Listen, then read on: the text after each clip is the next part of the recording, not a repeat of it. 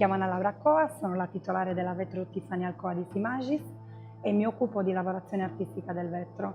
Ho aperto il mio laboratorio 21 anni fa e utilizzo tutte le tecniche per la lavorazione del vetro, ma prevalentemente la vetrofusione, che è quella che avviene con l'utilizzo dei forni ad alta temperatura. Mi occupo prevalentemente di arredamento, con le vetrate artistiche, pannelli decorativi, illuminazione, ma anche con oggetti di piccole dimensioni come articoli da regalo e bomboniere.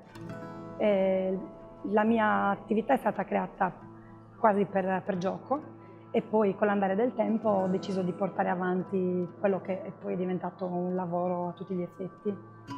Per me essere un artigiano significa avere la fortuna di fare un lavoro che ho scelto, che amo e che mi dà la possibilità di esprimermi e di dare forma a quelli che sono i miei pensieri, la mia creatività e il mio estro.